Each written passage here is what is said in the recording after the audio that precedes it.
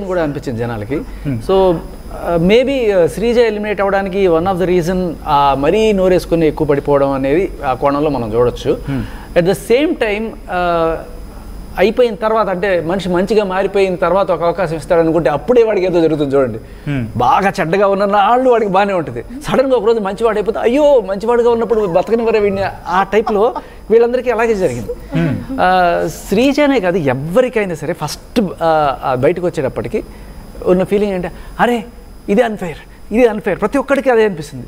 అని ఇంకొకటి కూడా అనిపిస్తుంది, అరే నేను ఇంత కంటెంట్ ఇచ్చాను ఇదంతా ఒక చిన్న కరెక్షన్ తీసుకుంటున్నాను ఇక్కడ. వాళ్ళకి అనిపించిన ఇండివిజువాలిటీ దట్స్ ఓకే, ఎవరికైనా అనిపిస్తూ ఉంటుంది. బట్ వచ్చే కమెంట్స్ కావచ్చు, లేకపోతే వాళ్ళకున్న ఫ్యాన్స్ అది కూడా పక్కన పెడితే ఒక సోషల్ మీడియా మాధ్యమంగా ఇది అన్ఫెయిర్, కంప్లీట్గా అన్ఫెయిర్ ఎలిమినేషన్ అనే ఒక చర్చ జోరందుకుంటుంది. నేను దీని గురించి అడుగుతున్నాను. అది అంటే అన్ఫెయిర్ అనేది దానికి కొలమానం ఏముండదు. సపోర్టర్స్, మన సపోర్టర్స్ బాధపడతారు, వాళ్ళు పెట్టే ట్వీట్లు ఇవన్నీ కూడా అవుతుంటాయి. సో మేబీ ఒకనొక పాయింట్ ఆఫ్ టైంలో డిస్కషన్ అవ్వచ్చు ఇది అన్ఫెయిర్ కదా అని చెప్పి. యాజ్ ద టైం ప్రోగ్రెస్ మొత్తం కాలగర్భంలో కలిసిపోతుంటాయి. నేను బయటకు వచ్చినప్పుడు కూడా అన్ఫెయిర్ బ్రింగ్ బ్యాక్ భాష, #బ్రింగ్ బ్యాక్ భాష అని చెప్పి అన్నారు. అరే నేనే వచ్చేసారా బాబు, నా కొడుకు పుట్టాడు నేను వచ్చేసానని చెప్పి జనాలకి నేనే సంజాయించుకున్నాను. సో కొన్ని సార్లు మనకు అలా అనిపిస్తుంది మన ఫ్యాన్స్కో లేకపోతే మన అభిమానించే వాళ్ళకి. కానీ it's all the game of TRPs.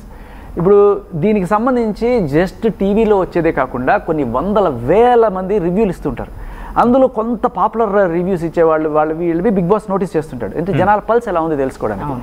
Just ఆ 1 గంట వచ్చేది మాత్రమే చూడడు. బిగ్ బాస్ టీం ఎవరైతే ఉంటారో అవి చూస్తున్నప్పుడు ఇలా వెళ్తూ ఆ వ్యూవర్షిప్లో డీ అని పైకి లేస్తుంది కదా, ఇలా స్పీడ్గా స్క్రోల్ చేస్తారు. ఎందుకంటే 100 వీడియోలు చూడడం. అలా చూసినప్పుడు ఓహో ఇక్కడ ఎవరున్నారు, ఓ వీడున్నాడు, లేకపోతే ఈ అమ్మాయింది, డన్.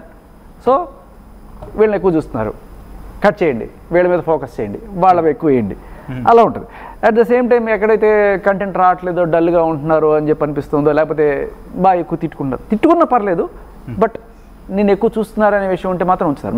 మా టైంలో సోనియా విషయంలో మరి బిగ్ బాస్ ఆవిడ ప్రొజెక్ట్ చేసిన తీరు కావచ్చు, లేకపోతే ఆవిడ గట్టిగా చేసిన తీరు కావచ్చు, చాలాసార్లు సోనియాని ఎలిమినేట్ చేయడానికి బయట జనాలు గట్టిగా ట్రై చేస్తున్నారు. సో బిగ్ బాస్ ఏదైనా సరే ఆవిడని సేవ్ చేయడానికి చాలా ట్రై చేశాడు లాస్ట్ వరకు. బట్ జనాలు ఫైనల్గా ఓడించారు. అప్పుడు నాకు ఏమనిపించిందంటే, అంటే జనాలు కనుక డిసైడ్ అయితే కొన్నిసార్లు బిగ్ బాస్ని కూడా వాళ్ళు ఓడిస్తారు.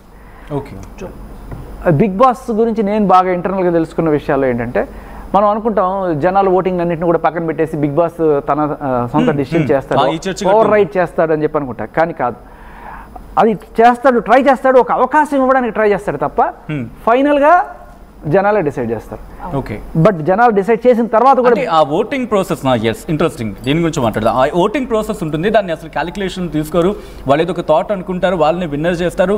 అది ఒక నాట్ ఎగ్జాక్ట్లీ స్క్రిప్ట్ అనేది రాసుకున్నట్టు కాకుండా వాళ్ళకి థాట్లో ఉంటారు, వాళ్ళని విన్ చేస్తారు. మిగతా వాళ్ళందరినీ బహుశా ఈ మాట ఉపయోగించడం కాస్త ఇబ్బంది అనిపించవచ్చు. బట్ ఎగ్జాంపుల్ చెప్పడానికి మీద బక్రాన్ చేస్తారనే ఒక kind of discussion.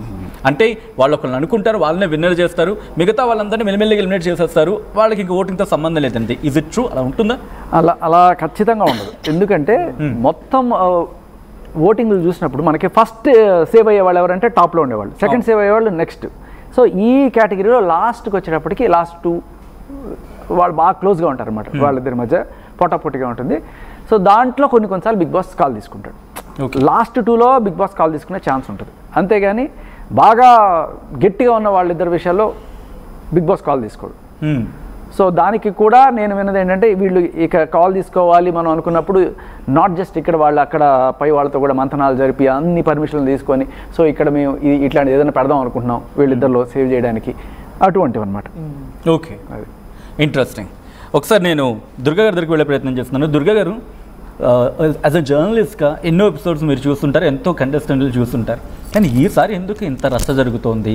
Unfair elimination అంటున్నారు, 5 రౌండ్స్ని తీసుకొచ్చారు షోని లేపడానికి, సో అందువల్ల ఈ అన్ఫెయిర్ ఎలిమినేషన్ జరుగుతుంది అంటున్నారు. మీకేమనిపిస్తుంది ఎపిసోడ్? నిజంగా ఆ వివక్ష అనేది కొట్టొచ్చినట్టు కనిపిస్తోంది ఇక్కడ? ఖచ్చితంగా కనిపిస్తోందండి చెప్పాలంటే. అసలు మీరు చూస్తే కనుక అయితే మొత్తం ఆటలో ఇందాక వీళ్ళందరూ చెప్పినట్టుగా మనం ఎవరైతే ఉంటారనుకుంటాం వాళ్ళని సడన్గా ఎందుకని శ్రీజాన్